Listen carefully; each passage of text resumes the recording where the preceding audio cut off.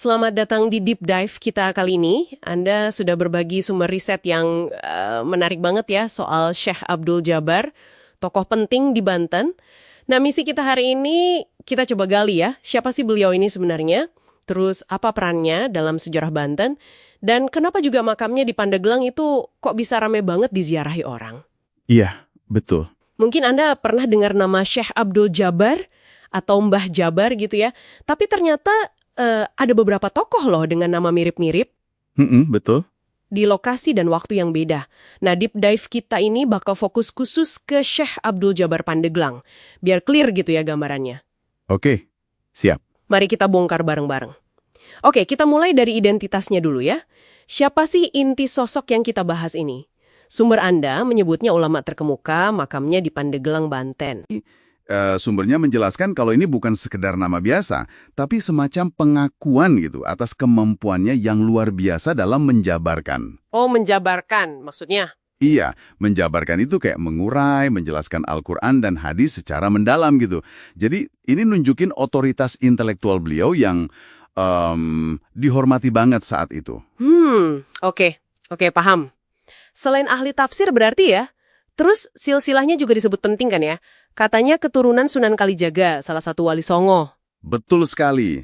Keterkaitan dengan Wali Songo ini, wah ini penting banget. Secara strategis ya, ini nggak sih beliau legitimasi spiritual yang kuat di masyarakat Jawa? Juga Banten tentunya waktu itu. Jadi kayak ada bobot lebih gitu ya? Iya, semacam itu. Ini memperkuat pengaruh ajaran beliau dan ya perannya secara umum. Oke. Nah, soal waktunya nih. Kapan beliau hidup? Sumber Anda kan mengaitkan erat dengan Sultan Maulana Hasanuddin ya? Tepat. Sultan Maulana Hasanuddin itu kan Sultan pertama Banten. Beliau memerintah sekitar 1552 sampai 1570 Masehi. Nah, ini menempatkan Syekh Abdul Jabar di pertengahan abad ke-16. Masa-masa krusial banget itu, pembentukan Kesultanan Banten sebagai kekuatan Islam baru. Nah, ini nih bagian yang menurut saya, wah, unik banget dari sumbernya. Beliau itu bukan cuma ulama, tapi juga panglima perang Sultan Maulana Hasanuddin. Gimana tuh kita memahaminya? Peran ganda yang kuat banget ya? Iya, ini salah satu insight penting sih dari sumbernya. Peran ganda ini nunjukin betapa eratnya hubungan antara otoritas agama sama kekuatan politik militer, terutama dalam pendirian negara Islam Banten waktu itu. Jadi saling menguatkan gitu ya? Betul. Keilmuan agamanya ngasih legitimasi, sementara kepemimpinan militernya ya memperkuat dan melindungi kesultanan yang baru berdiri itu.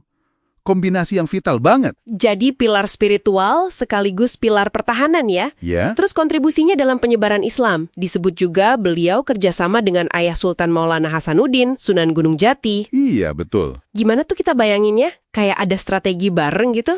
Nah, sumbernya memang menggambarkan ini bukan kayak upaya sendiri-sendiri yang sporadis gitu ya.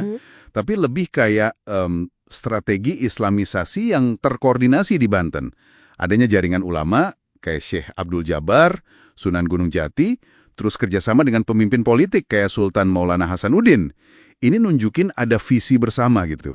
Soal membedakan beliau dari tokoh lain, sumber Anda kan menekankan banget nih pentingnya membedakan Syekh Abdul Jabar Pandeglang dari yang lain.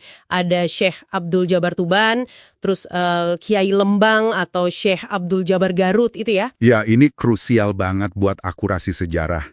Klarifikasi ini penting. Misalnya gini, banyak cerita atau kisah karamah ya, kayak kemampuan luar biasa, jalan di atas air, naklukin jin gitu kan. Iya, sering dengar yang gitu-gitu. Nah, itu sumbernya bilang, secara spesifik banyak dikaitkan dengan Syekh Abdul Jabar Tuban, bukan yang di Pandeglang ini. Jadi dengan kita bedain, kita bisa lebih fokus ke kontribusi nyata Syekh Abdul Jabar Pandeglang di Banten.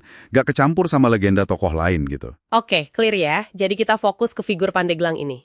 Nah, sekarang kita lihat warisan paling nyata yang ditinggalkan beliau menurut sumber Anda. Makamnya. Dan jadi pusat ziarah yang, wah, ramai sekali sampai sekarang. Masih seramai itu ya? Iya. Keramaian ini nunjukin status beliau yang terus dihormati sebagai waliullah, wali Allah, di mata masyarakat. Ziarah ke makamnya itu jadi sarana penting buat ya koneksi spiritual, cari ketenangan, dan juga pengingat sejarah Islamisasi Banten. Bahkan Dinas Pariwisata pun mengakui ini sebagai objek wisata religi penting ya? Tepat sekali. Ini contoh menarik loh, gimana warisan spiritual itu bisa nyambung, terintegrasi gitu ya, dengan aspek budaya, sosial, bahkan ekonomi lokal. Penghormatan ke beliau itu nggak cuma hidup dalam ritual, tapi juga ngasih dampak nyata ke komunitas sekitar. Oke, jadi kalau kita rangkum nih ya dari sumber Anda, Syekh Abdul Jabar Pandeglang itu figur sentral Banten abad ke-16. Beliau ulama ahli tafsir, oke, Panglima Perang Sultan Maulana Hasanuddin, keturunan Wali Songo dan bagian penting dari jaringan Islamisasi Banten. Iya, Dan penting banget bedain beliau dari tokoh lain yang namanya sama. Warisan utamanya sekarang ya makamnya itu, yang jadi pusat spiritual dan budaya. betul.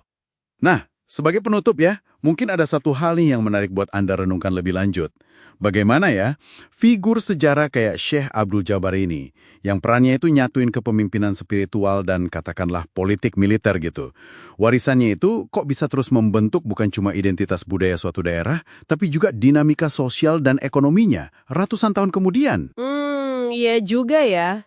Apa ya pelajaran yang bisa kita tarik dari hubungan historis antara keulamaan, kepemimpinan, dan pembangunan komunitas semacam ini?